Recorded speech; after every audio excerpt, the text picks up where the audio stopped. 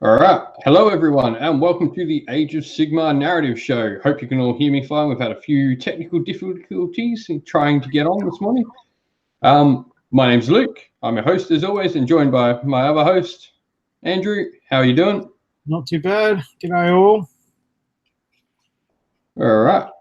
So, for those of you who have been living under a rock, we have a rather big narrative hook to talk about this week, which is the Forbidden Power story arc and the continuation of the Soul Wars. Indeed. So, before we get into any of that, how have you been? Oh yeah, dropped my bike this week, so recovering. But apart from that, all good. Yeah. It didn't sound too pleasant when I heard about it. Yeah. I thought the bike hasn't got a scratch on it. My leg's not flash, but apart from that, I'm all good. So good. The bike doesn't have a scratch. That's important. Yeah. All right. Yeah, not much has happened really. It's my birthday in a couple of days, so got some nice early birthday presents because no, we won't see each other on my birthday at all. So that was nice. Got some nice Stormcast. I saw that. Yeah, spoilt rotten. Yep, and a Nintendo Switch, which is fantastic. Yeah, you got to keep it there, mate. Yeah. That one that gets kept. Without her, we might not be having a show tonight because she is my technical wizard. She is indeed. All right. So on to, I guess, hobby time. What have you been up to this past week? Well, I've been painting up the last few bits to take to Sydney Slaughter, which is coming up this weekend, and just about there.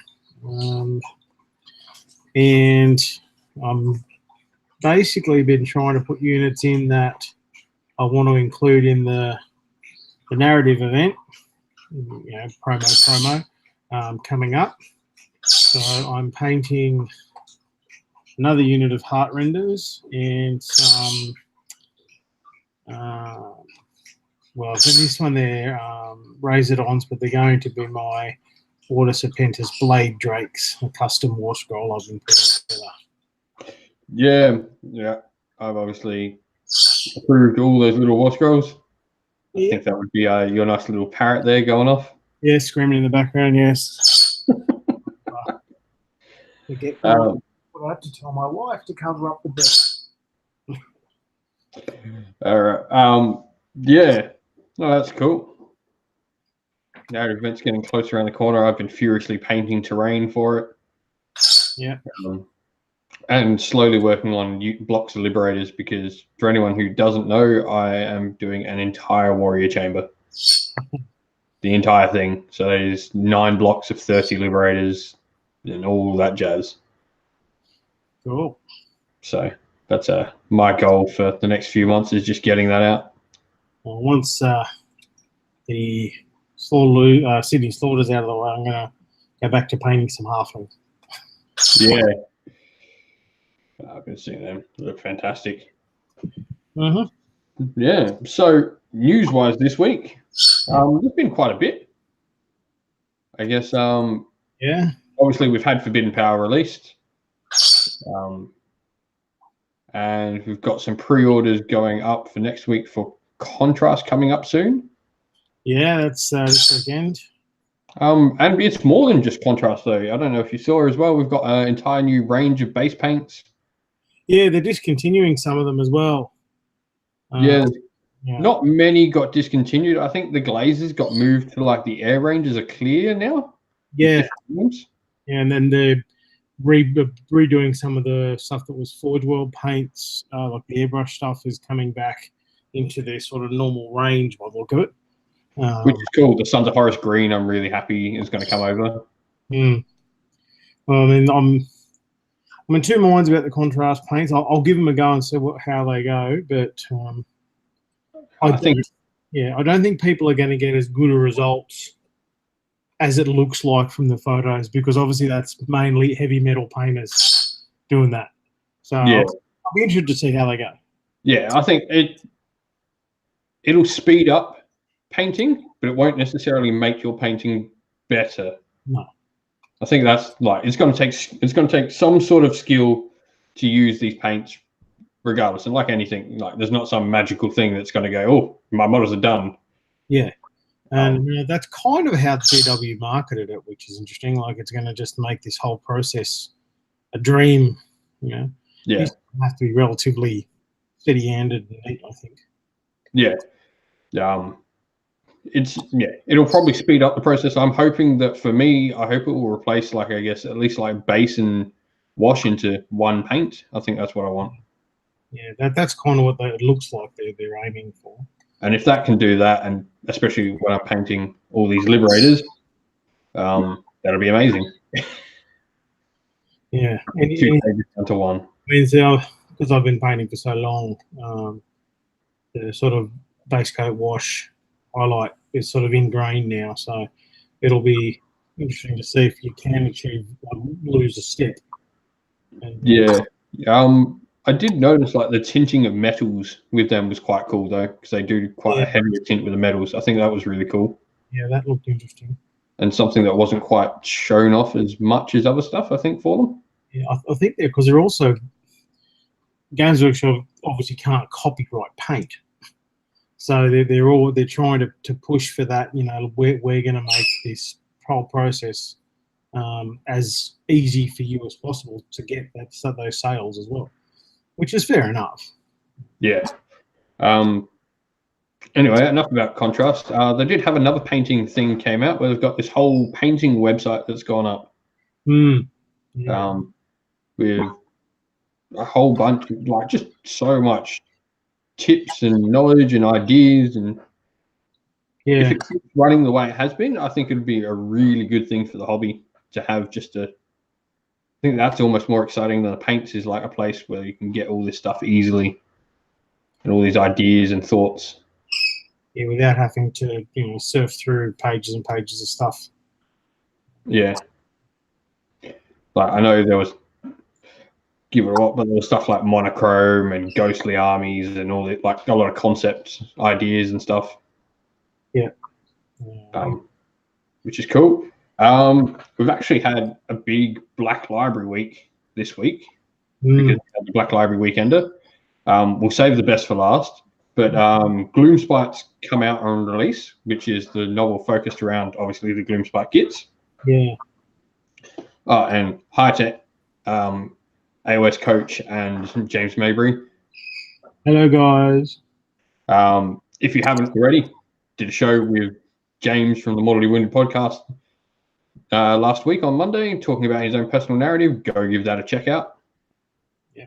And of course, go give both of the channels of those two guys who are watching a check out as well. AOS coach and Mortally Wounded podcast. They're fantastic. But back to Black Library, we've also got some covers revealed, but no actual titles. We got the cover of the Idoneth book we've known has been coming for a while. Yeah. Which would appear to be, I think it's what's his name on the front? I forget the name. The king. Yeah, that dude. Yeah.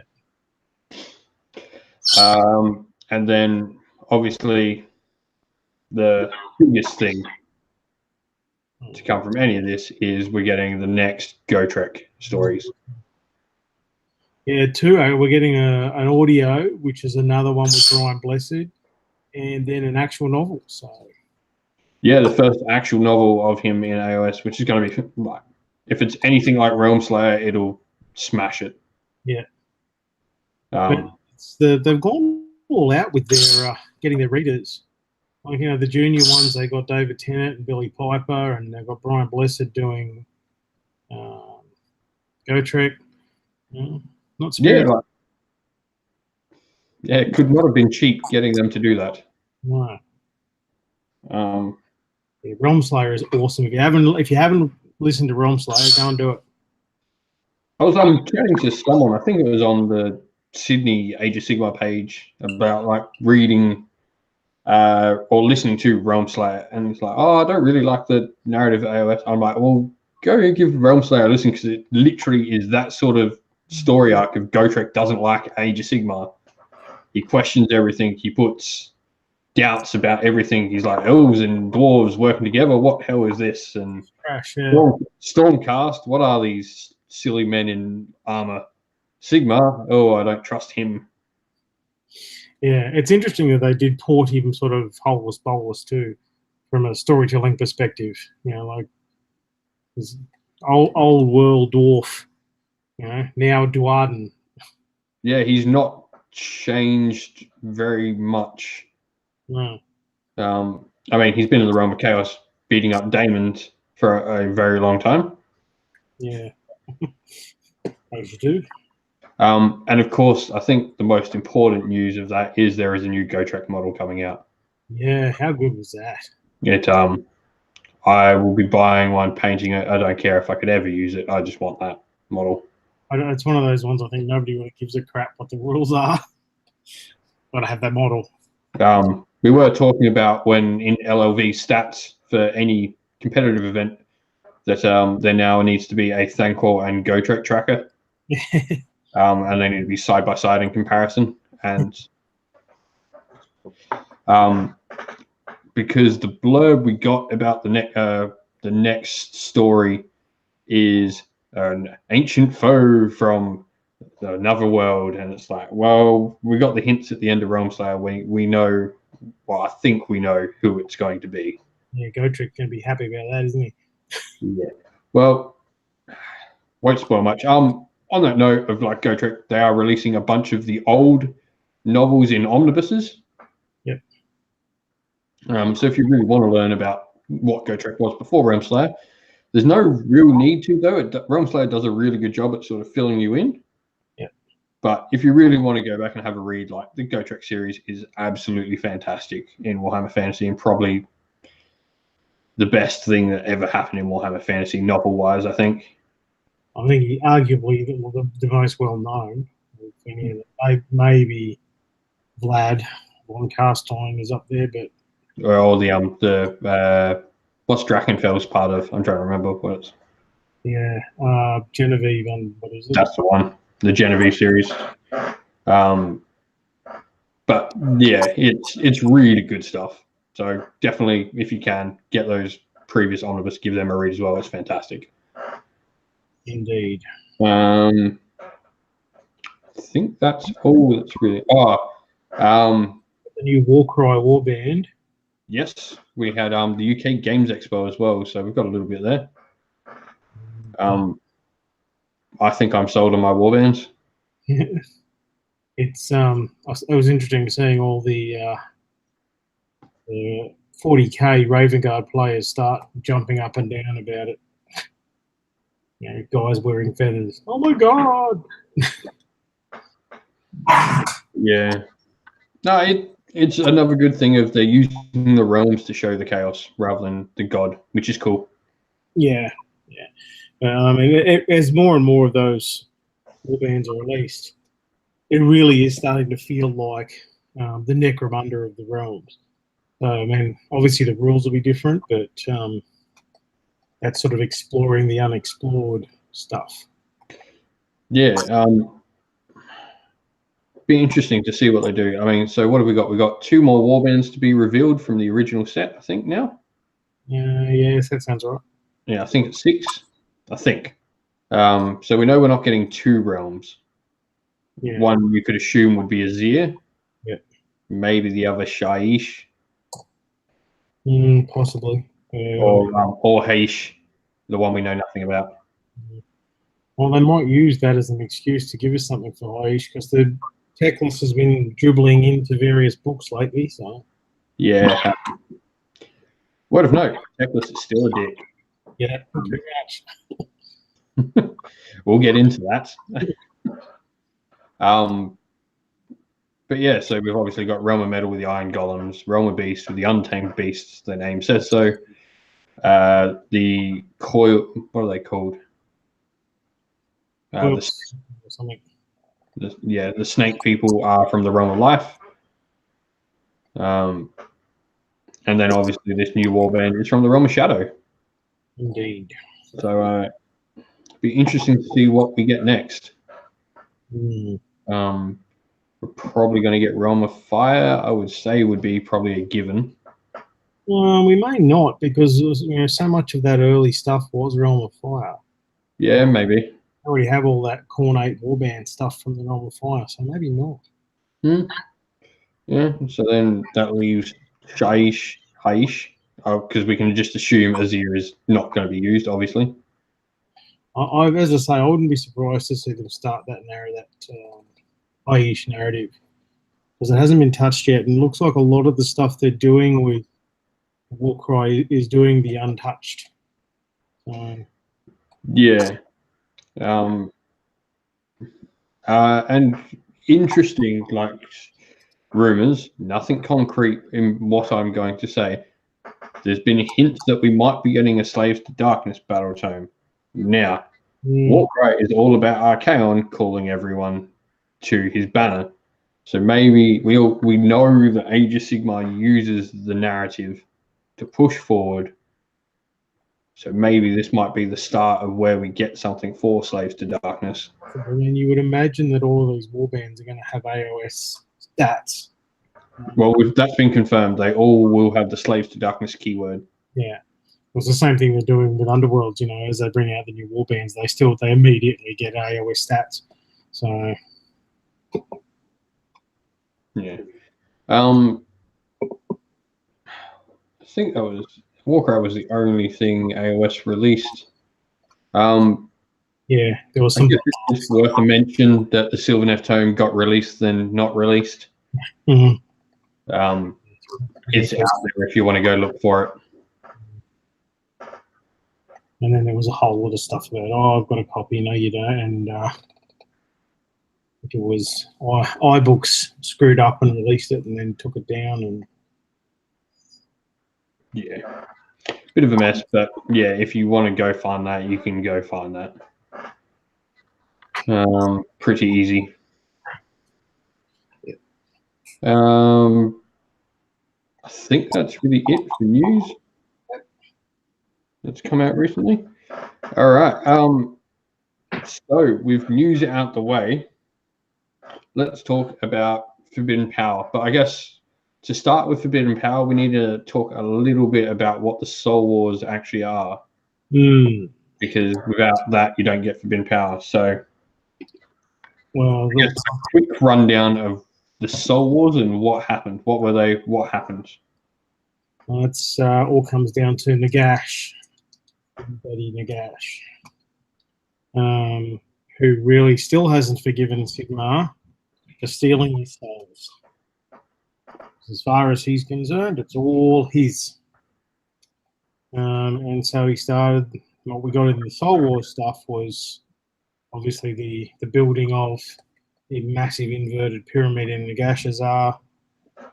You try and basically it turned Shyish inside out. Because that's why, instead of the outer rim of the realm being the screwed up one, it's now the inner area that's the most saturated in magic. But the plan that Nagash had was screwed up by some filthy little rats. And even though he had all of the realm stone, the grave sand being brought to the center, just as he was about to unleash his huge plan, the Skaven got involved and stuffed it up, and the whole of the realms was saturated in death magic. So, Sigmar being Sigmar, standard plan, open another Stormcast chamber. And that's where we got all of our Stormcast magicians, etc. coming from. And that was the basic gist of it. We also saw then the new Mortarch, Lady Alinda, the Mortarch of Grief. Yep, she will become very important as we talk on. Yep. Probably use this part. We are going to talk a lot about Forbidden Power. So if you don't want to know anything about the narrative because you haven't read anything, spoilers ahead, you've been warned. So we'll just get that out of the way. If you don't want to know anything about the narrative because you haven't read it, stop watching now. And come back later. Yeah, and come back later. Most important part, come back later. Yeah, so that was where Soul Wars kind of thinking we had the rise of the Night Haunt and spirits, and also endless spells, because the magic that Nagash released ended up saturating the realm in magic, and spells went nuts, and really cool stuff about dedicated spell hunters that go out and try and destroy these endless spells, and so it was really cool. And then we didn't really get a lot past the sort of opening of the Storm Chamber and the releasing of all the undead and stuff, and the war had started. Soul Wars had began, and so with Forbidden Power, what we've had is the next sort of chapter, the specifics, like specific battle zones, if you like, or the first of in the Soul Wars. And it's centered in Shyish. And what is interesting, actually, in the narrative there in Forbidden Power is we do start to see a little bit more. It's touched on in the second Head Core book, but the idea of that there are mortal people living in every realm, including the realm of the dead. So the whole narrative there centers around the free city of Lethis. And basically, the Necroquake, which is what Nagash's stuff up has been called, opened up these previously hidden chambers that Sigmar had during the Age of Myth, when he kept finding really powerful items or beings or creatures. He would lock them in these chambers, using corrupted items gifted to him by Teclis, and then messed with by Grungni to keep all these things prisoner. That would be the new terrain piece everyone can take for note of model-wise. The penumbral engines. Yeah. Which what they do now is not what they were doing when Teclis gave them to Sigmar. Because Sigmar weaponized them, which obviously pissed off Teclis when he finds out. But yeah, he uses them to basically as prisons and vault arcane might, which now with the Necroquake are all starting to crack open. Yeah. Point there. Teclis probably deserves someone to be a dick to him, though. Like, he is the biggest dick in Warhammer. Yeah, there's a bit in, sort of getting a little bit ahead, but there's a bit in the Forbidden Power right at the end where the sort of story's played out, and you get this little bit of narrative where Teclis shows up in the throne room of Sigmar and just starts, being himself, the words of dick, and saying, well, you screwed up my gift, blah, blah, blah. And Sigmar says, oh, well, we need to ally together. And he's like, yeah, nah, I'm good. I'll see you later, though. And just leaves. So, yeah. Not much has changed in that dude, it would seem. Death rising everywhere, the mortal realms in peril, and Teclis being Teclis. He does mention his brother. My brother and I are going to stay in Shyish and, do elf shit. Yeah, he's got some grand scheme, I assume. Yeah. But I think we'll obviously get, that's what I was saying, we'll get more of that as we start to see the Light Elves stuff, because obviously they're building towards that. So it'll be interesting to see exactly what Shyish is like. Yeah, I think with all these new releases, it's always cool to see a new realm explored. Yeah. And even like I said, the narrative in Forbidden Power opening up that new little bit about Shyish was really cool. The Free City of Lethis is interesting simply because it's the first free city stuff that we've seen really since Firestorm. And it includes Idoneth. Yeah, so it's showing like an evolution in what the free cities were. Yeah. And it does go into, because obviously with the new battle tome, the Fire Slayers have become, or gone back to, one would argue, that real mercenary side of things, and this story really does show us that. It's all about the money for the Fire Slayers. They're all about the Urgold. It's still a little bit of the Glimmerlust. They need it. They want it. It's their precious. Yeah. But yeah, the story is basically about there's a storm vault basically beneath the Free City. Free City has a storm keep of, and was it the Heldenhammer? The creepiest of the Stormcast chambers, and so they're defending the city as well as the Free Guild and Caradhran and mercenary Fire Slayers, which we'll come back to in a minute. And the Idoneth. And the Idoneth, who live under the lake next to the city. So Nagash hears the call of someone who he used to be buddies with, who Sigmar locked away in this storm vault. And he decides he wants his buddy back. The interesting thing is we don't actually find out who it is or what. Yeah.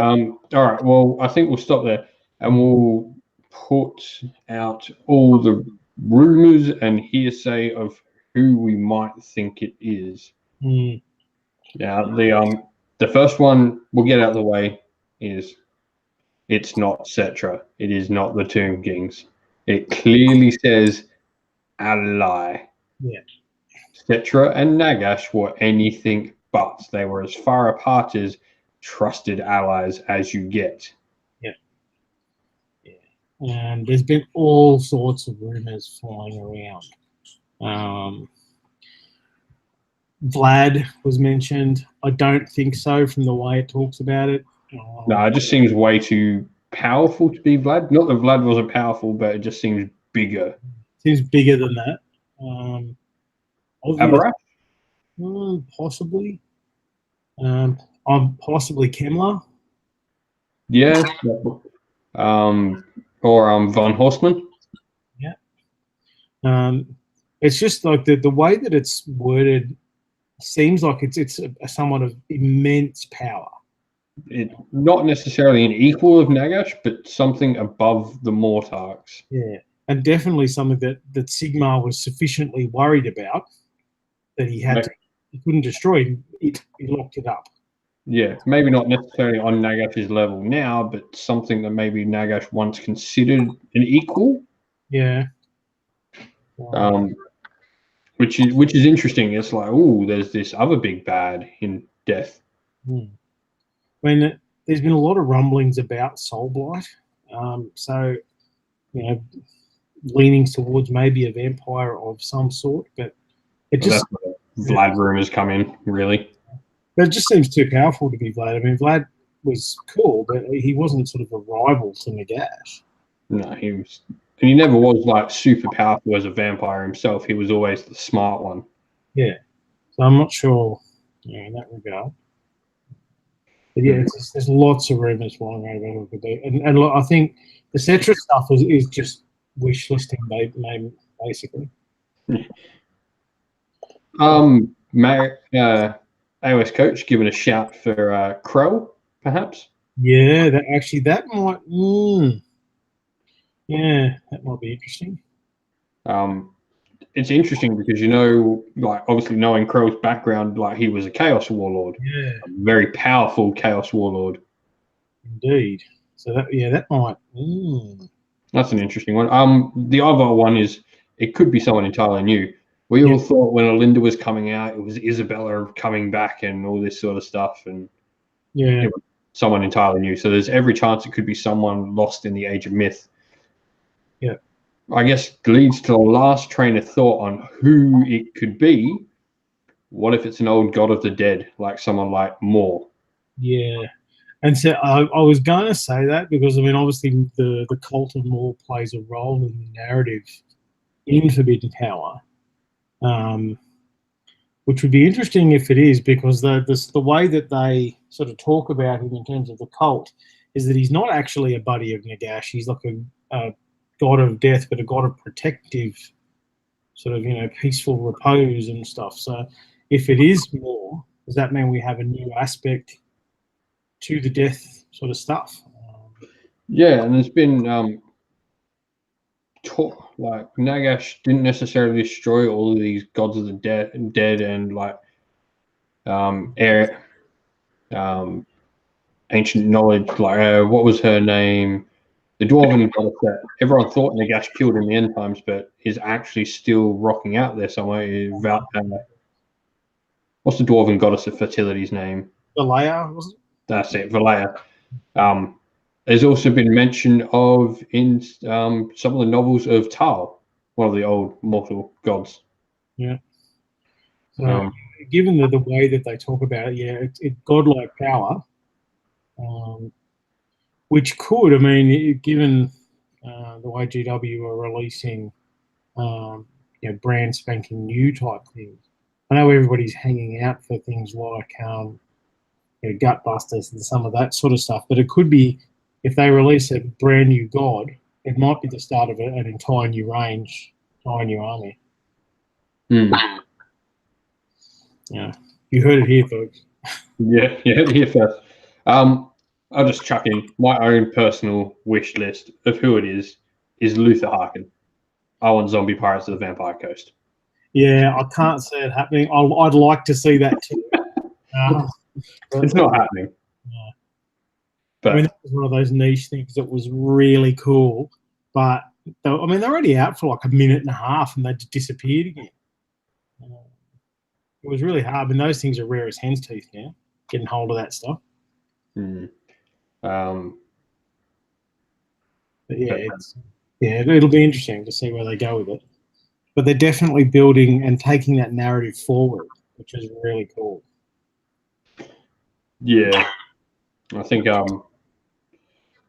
James is agreeing with us, going like he thought it was Krell as well, but just how powerful they're making it sound just puts it on that next level. And that's what I mean. I mean, just the way that it sounds like someone that even Sigmar was a bit scared of. Yeah, I don't think he's not scared of the Mortarks. Yeah, that's right. So for Sigmar to take the step to lock this thing, or person, god, whatever, away, it must be reasonably powerful. And the fact that Nagash is actually worried about it. The Sigmar is actually worried about it. Because he seemed in the store, especially those little snippets towards the end, he seems worried. And Sigmar's not supposed to be worried about a lot. Yeah, he doesn't really, like, even the Soul Wars, like, he was never truly worried about the situation. But he's not happy with this. Yeah, so who knows? We'll continue on. Otherwise, we'll just keep getting sidetracked on talking about what could be, who it is, what, and that's all rumor and speculation. We'll talk about some actual hard facts. Yeah. So, yeah, the Storm Vault obviously gets. So I guess we'll skip to the end. We know, like, they're fighting over this Storm Vault. Yeah, and they lose. Yeah, well, it's interesting actually the way that they structure, because we have this huge horde of undead, which is there's that the new army list for in the book, rules wise, led by Alinda, and it's not just Nighthaunt. I mean, she's got Dead Walkers, and she's got Death Mages and Death Rattle, all united under her. Yeah, she's a proper Mortark now. She has her own Legion of Nagash. Yeah, and she's assaulting the city, and the city, obviously under the defense of the anvils of Eldenhammer, are mounting this defense. The Idoneth basically pop up out of the water for this sort of enemy of my enemy stuff, and agree. The king, the Arcalian king, agrees to help out the Stormcast. Obviously, the town itself has free guild regiments, and it goes into a bit of detail about sort of handgunners and their uniforms and stuff, which is pretty cool. There's also, because it gives us the map of the region, there's a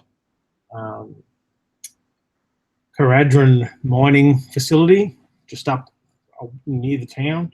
So the Caradron are obviously more invested in keeping the town around than seeing the fall of the dead. So as much as they are mercenary, they're involved as well. Oh, stop you there, though. The map, what's interesting about that is it's an island. Yes. We haven't really seen a lot of like islands. Yeah. The maps we've seen for Age of Sigmar, which is cool. It makes it, I mean, too, in terms of the sort of the narrative campaign that goes with it if you're playing it out. If you want to do it as a map campaign, you could do it relatively easily because it is an island. You could actually just quite easily play out, or use the map, play it out that way. So yeah, and like all the new stuff that's coming out, the detail is amazing. Yeah. Sorry, just thought that was worth pointing out. So the Conjuring get involved that way. There is a mercenary lodge of Fire Slayers, the Graveford Fire Slayers, who have apparently already owed money by the town and by the Stormcast. And at least that's how they believe anyway. And they agree to help defend the town from these encroaching undead for promise of more money, more Urgold. But as I said, we're starting to see that mercenary side of them really come out now.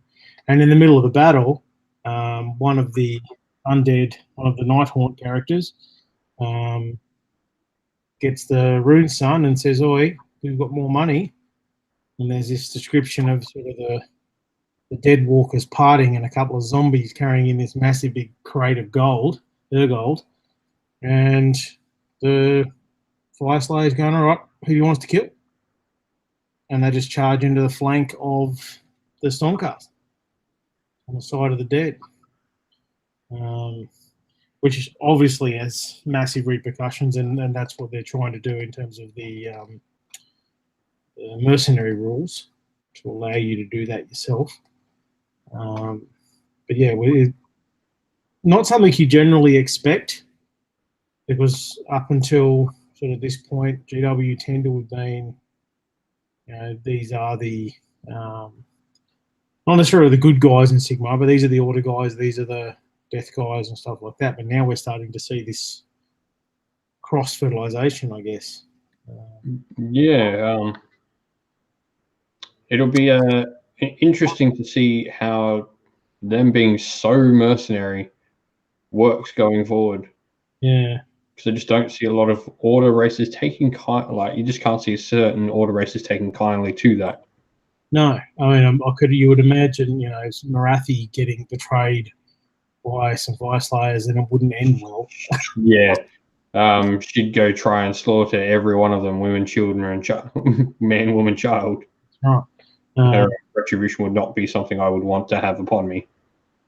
But the flip side of that too is just and the city is basically being overrun. They can't hold them out. There's a great scene with sort of the Iron World cannons, indicators on the walls, trying to repel these hordes of living dead, while Caradron ships soar over the top, strafing them and dropping bombs on them and things like that. But there's just too many of them.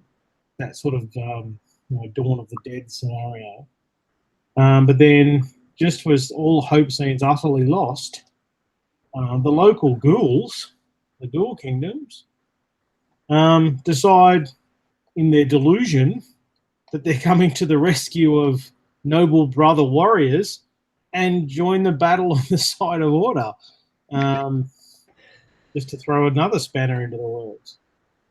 which is again that sort of mercenary element that they're heading towards. But it sounds weird, but it's done very well. It's very clever. Yeah, I mean, the delusion of the ghouls. I think there's that fantastic one on the Role Models comic strips that depicts so perfectly what they think. Yeah. When Johan's sitting at the table, yeah. and they're all like, "Jolly good, sir," and all this sort of stuff, and he's like, "Join us in a feast. Why won't you have a cup of wine?" And then they're actually trying to hand him a piece of like a skull filled with blood and someone's leg. Yeah. And so the way, I mean, in that regard, you can see how that would pan out, because eventually the Celestin Prime drops down, and what is interesting is Lady Alinda bitch slaps him. He comes down, swings at her, and then she just goes poof and drops her little hourglass, and the Celestin Prime's gone. Yeah, Sigmar's undefeated champion is no longer undefeated.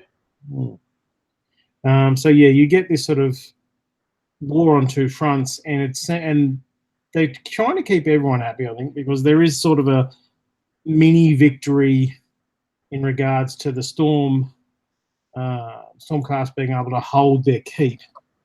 So the keep doesn't fall, but the chamber does get opened, and the Beastie gets freed, and Alinda gets her hands on some of the special weapons that are in there and stuff. So yeah, it ends in this sort of dark note. And what I was saying before is I think they're really starting to push that sort of 40k type element where there are no good guys. Everybody is bad in their own way. Yeah. So, you know, they've been pushing that for a while, though. Yeah, but this actually really feels. I mean, when I was, especially I got to the ends, but I was feeling that sort of grim, dark sort of stuff, that 40k stuff. Like, geez, no one. You don't really give a shit who wins because no one's doing the right thing. Yeah. It's interesting with the Grimdark because it always seems more Grimdark AOS when it's set in the Realm of Death, and I'm wondering if like they are, and like the stuff in the Realm of Beasts, I guess, like touching on this sort of subject, you like look at the Callus and Toll books, they're very much more Indiana Jones-esque. Yeah. I wonder if it's not so much they're turning it Grimdark, just that we are set in the Realm of Death, and the Realm of Death is Grimdark as its theme. Yeah, possibly. And they're using like all these different realms to be able to portray different stories. Well, that bodes quite well for the role play, doesn't it? Because you'll be able to set tone for whatever game you want. Yeah. I think one of the fantastic things for role play you touched on before with the Soul Wars is going to be spell hunters. Yeah.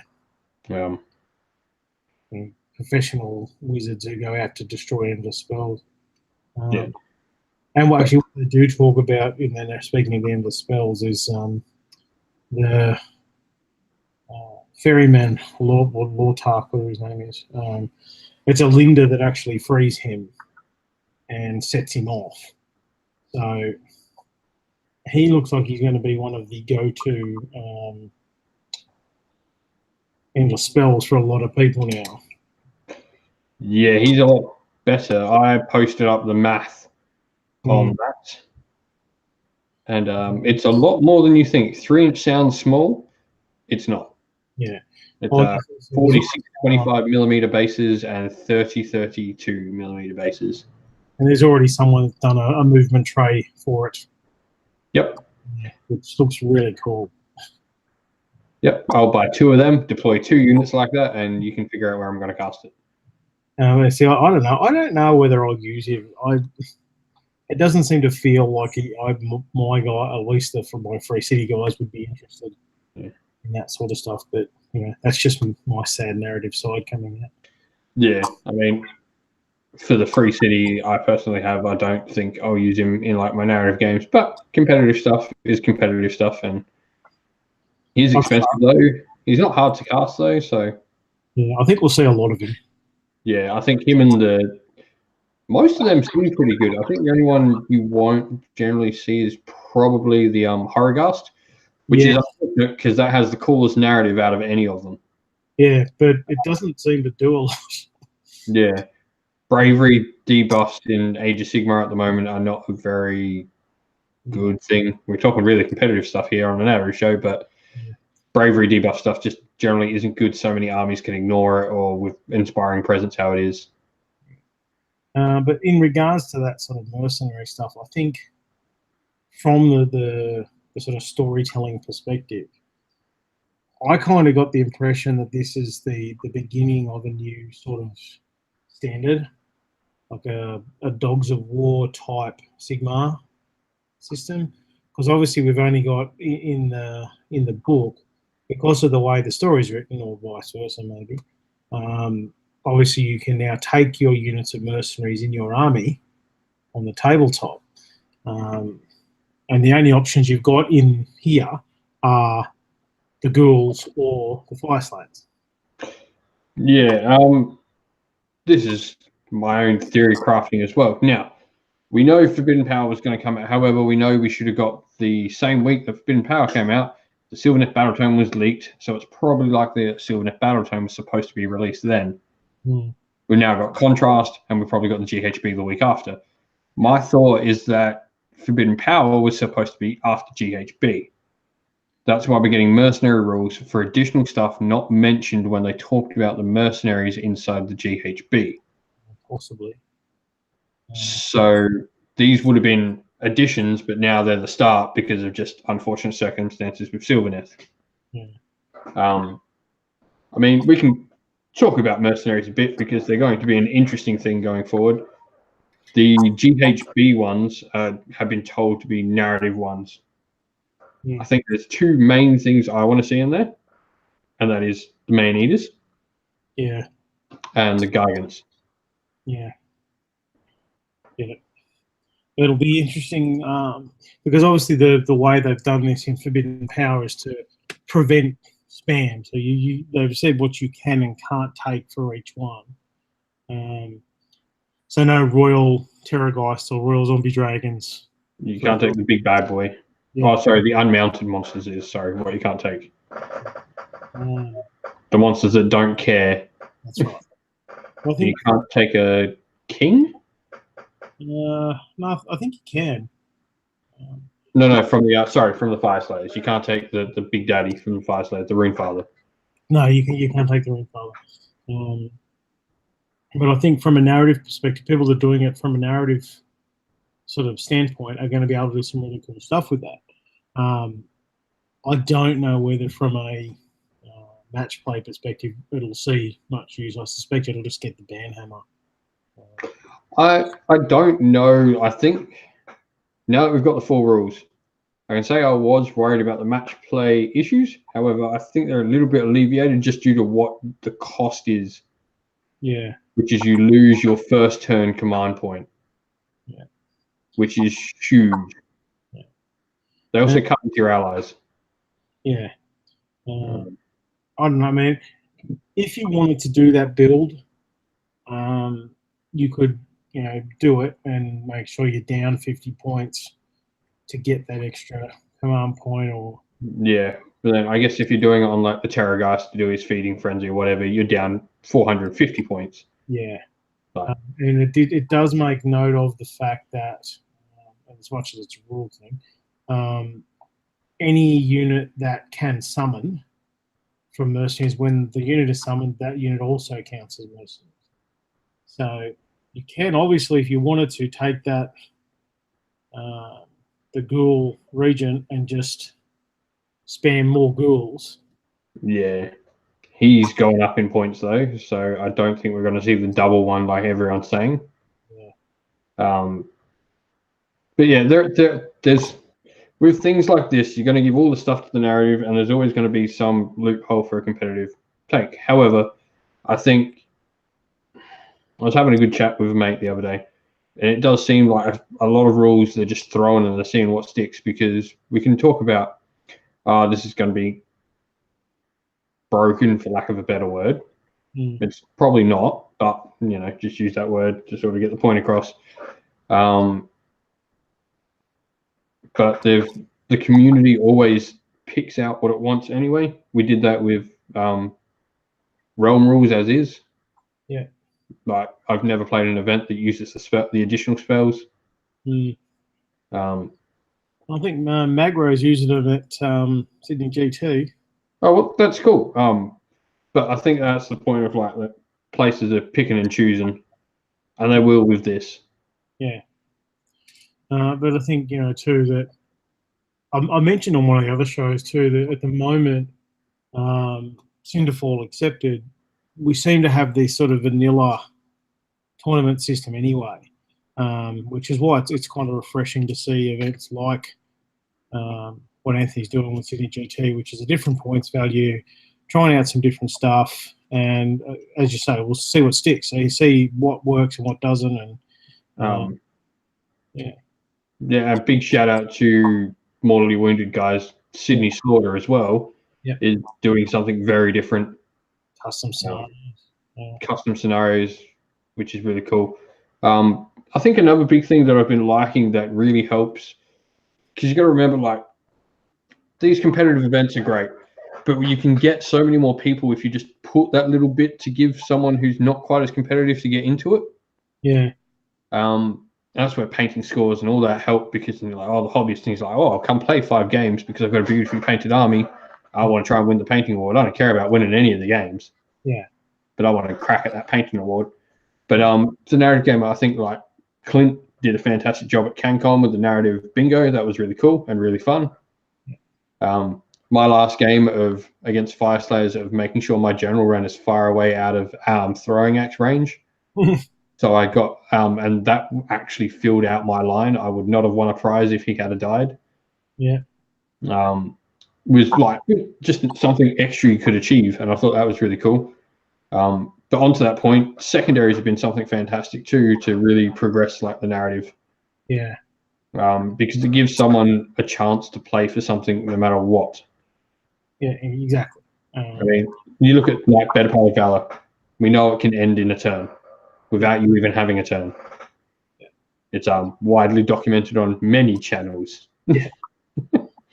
That's if they're even running that at events, they always have to throw a house rule in for that reason.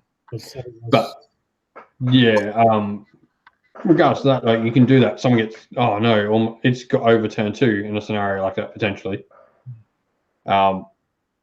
But you can add secondaries to continue the game and to give players something to play for and a story to play out. Yeah, which is cool. I really like secondaries, and I really like secondaries that have some sort of that are very divergent from the main game. And they tell a story. Yeah, and narrative play aside, they're really good for breaking competitive play in their own part as well. But not our talk here. But yeah, so I think it'd be interesting to see what gets picked up out of the book. Because obviously mercenaries being fore and frontmost, but whether or not the Lethis army and the Legion of Grief get picked up. Yeah, because I don't think you can take one and take the other. Everyone seems to be iffy on Lethis. They're always iffy on Free City lists, like they were with Firestorm, and that's, I guess, only recent in the past year become really accepted around the world. Well, the interesting thing with Lethis, as opposed to say Firestorm, is that it is like it's been given the full second edition treatment. So it is a Free City army, but they do have their own battle traits. They have their own items, even their own spells. And prayers as well, don't they? Prayers, not spells. Sorry, yeah, because it's devoted to Sigma that are part of the army that they. And one of the actual command traits, which is really cool, is you can actually make your character a priest, and then they get one of those prayers. That's cool. Yeah. I like that. If your general's an Arcalian king, all of a sudden he's part of the cult of Mor, and he can pray and heal his buddies. That's cool. Yeah, and I think unlikely. I think you'd see sort of the Idoneth as your general. You're probably going to take one of the big bad Stormcast.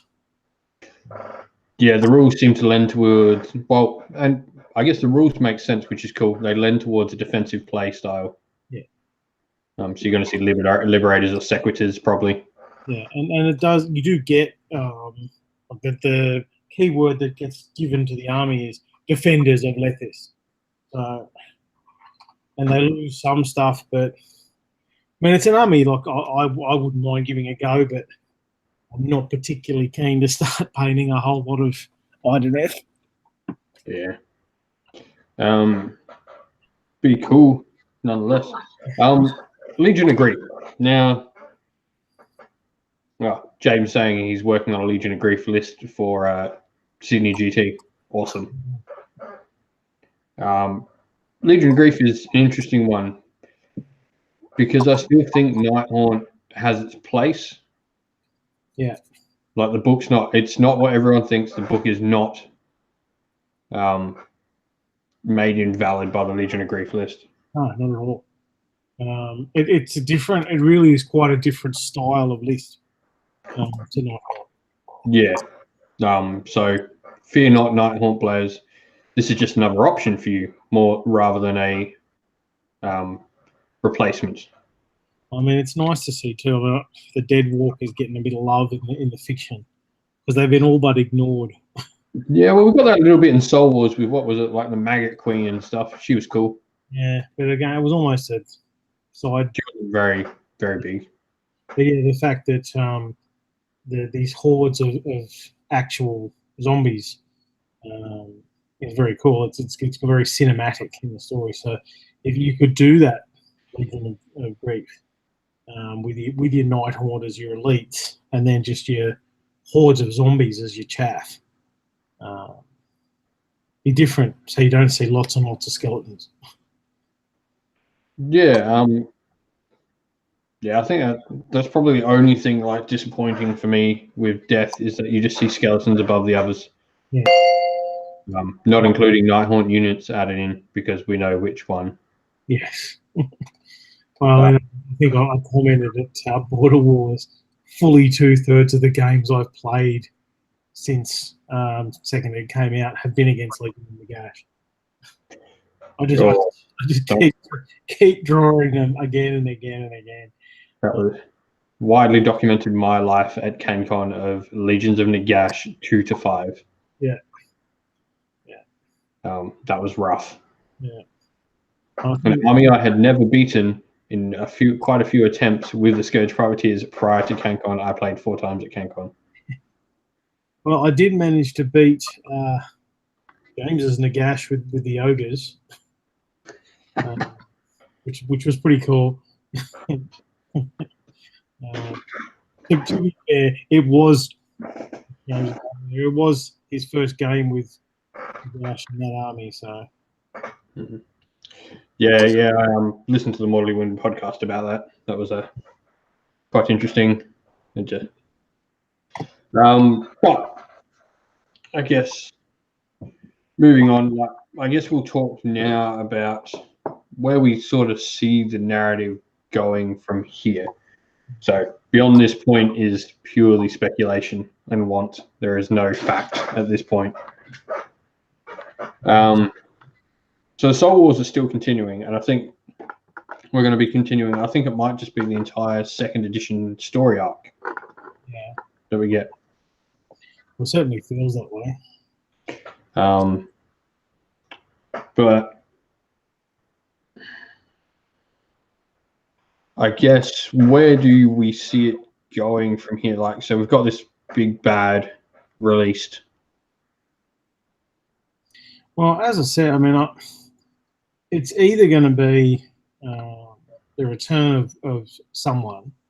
I do like that Krell idea, but I don't know whether he's powerful enough unless the rise of chaos imbued him with some sort of chaotic power. So he's sort of halfway between a demon and an undead thing, which could be cool. Which might see, if we talk about that mercenary element, we might see some sort of alliance between the dead and chaos, which would be cool. Well, we did get that in the end times. Yeah. With those Blood Knights from Blood Keep turning to chaos. Yeah. Well, it's also, I mean, if going way back and showing my age in sort of third ed fantasy battle with the Great Realm of Two Realm of Chaos books. When you did your Chaos Champion, you had to roll up race, and things like zombie, skeleton, vampire are all legitimate choices for your Chaos Champion. So the power of chaos imbues them with sentience.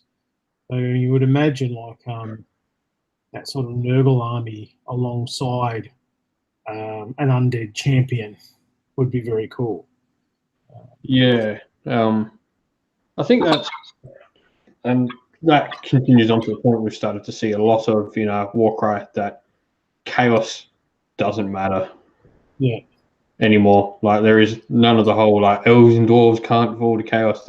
That's gone. Yeah. And even destruction, like we've seen an ogre, an elf, and a dwarf. Yeah. And we know there are corrupted Sylvaneth. Yeah. So like from the Realmgate Wars, we know there's like crazed Nurgle rotting Sylvaneth tree things. Yeah. But I think obviously the next phase is going to revolve around whatever this person released is. And look, as much as there's a lot of wishing out there, I don't think we're going to see Tomb Kings ever again. So I don't think it's going to be. For those who didn't read the Realmgate stuff, they killed them second time. You had Tomb Kings in AOS for a brief period. It was called New Lamia, and it gets its ass handed to it. Yeah. It gets destroyed again. You read about a Necro Sphinx. War Sphinx, and it gets demolished, and New Lamia gets destroyed. They had Tomb Kings in AOS at the start, and then they destroyed them. So, yeah, I'm not sure. I love Tomb Kings. I had an army of Tomb Kings. So I know the pain of wanting them back, but it's not happening. Yeah. But yeah, I think so. We'll probably see the next couple of battle tomes expand this a little bit, maybe. Yeah. Probably not Sylvaneth, if my prediction of where that battle tome was supposed to be is correct. But as you said, there's been a lot of noise around other Chaos factions maybe getting battle tomes. I guess we'll touch on that. An army without a battle tome not coming is Ironjawz. For anyone who saw an Ironjawz battle tome floating around, it was fake. Yes, fake news. So, yeah, that's not happening. But they did say we're going to be getting at least one battle tome for every Grand Alliance. And we've obviously, that we hadn't seen yet, and we'd seen Sylvaneth at that point. Yeah. So, Ironjawz is probably going to happen this year. Yeah. Probably too. There's been a bit of noise about Gutbusters, though. So yeah, and they are the big picture. Destruction's got probably, I think, 4 options that might happen, which is obviously Ironjawz, Bone Splitters, Gutbusters if that does happen, and then obviously Beastclaw Raiders are due for a 2nd edition book. But yeah, it'll be interesting. And then I think the death book we're expecting, and what we know we're getting, is going to be the big reveal of who this dude is. Yeah. Well, that's what I said. I mean, it wouldn't surprise me to see them do something relatively new. Because I mean, we had Idoneth, Caradron, and Stormcast obviously were the poster children, but it's been a little while since we've had something brand new. So I don't know, maybe. Yeah, well, we normally get a brand new faction every year. So we haven't seen anything from them, not including the Warcry stuff, which technically is not a new faction. It's an old thing. Technically, it's Slave to Darkness, so don't count. Gloomspite Gitz, I won't say counts as an entirely new faction either. No, it's rebranding of a couple of factions. Yeah. I guess the last piece of information to talk about. Getting back onto our thing, is where the free cities are built is very important because the vast majority it hints at are above storm vaults. Sigmar has built these free cities in very purposeful locations. The biggest storm vault is right underneath Hammerhall. And both parts of Hammerhall have storm vaults underneath them. That's the interesting thing is when I was writing the background to Molten Heart, to my free city, I put in a vault underneath it well before any of this came out, not any of this. And I guess I've just discovered what the doors of Grugni actually are, because no one in the free city knows. Yeah, well, I've been obviously building up my own free city, and like underneath the mountain of which the city is built into. I guess the idea in my head of my free city is very Minas Tirith-like. Yeah. But I guess inside that mountain, there's going to be a storm vault. Yeah. When I progress my own narrative, I might be writing something else. Yeah. So I guess that's a good segue into what we'll be talking about next week. Well, next fortnight. So next fortnight, we will be talking free cities, and I think they're a fantastic topic that we're going to touch on. Yeah. Both myself and Andrew have created our own free cities from scratch. Andrew's is really detailed.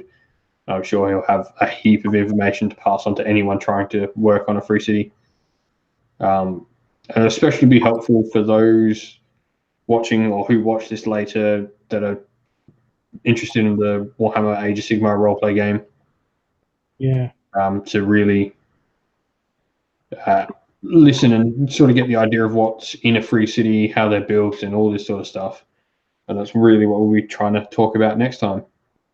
Yeah, because a lot of the everyday stuff in the realms is starting to be explored more with the novels, with various stories that are coming out, and the more we get, the more we're seeing what actually life is like in these cities, and it is dependent obviously on what realm they're in. But there's also, everyone has their own little quirk, and that's the key, which we can talk about next fortnight. Yeah. So it's getting rather late. I think that will do it for a night. We've talked a lot about Forbidden Power, and hopefully it's going to get you to go have a full read of the book. It's a box definitely worth packing up. It's got fantastic minis and really cool narrative in it. And some really cool narrative and match play rules for both parts. So definitely go give pick up. And might have tried out some contrast paint by next time we're on. So might do a little mini review on that. So shout out, I guess, now before we finish off. I want to give a shout out to hopefully all the guys this weekend in Australia. Have a fantastic weekend of gaming at both Sydney Slaughter and BadgerCon. I went to BadgerCon last year. Unfortunately, this year I can't go, but it's a fantastic thing. An event out in Bendigo. So if you ever get a chance, it's great. The guys out there are fantastic. And I'll be at Sydney Slaughter with my free city. Yep. Shout out to the Mortally Wounded guys. Fantastic podcast, and hopefully the event goes great for them. Yep. And then AOS Coach, you're in the chat. I think there's still tickets going for Sydney GT, so go have a look at Sydney GT. I think that's, and then obviously I'll be running my narrative event. Yeah, middle of that. Yep. We're going to get a few, and there's hopefully at that event I'll have some more news on some narrative stuff I plan for a community going forward. Awesome. So with that, we will see you all later and catch you back here next fortnight. See you guys. Ciao.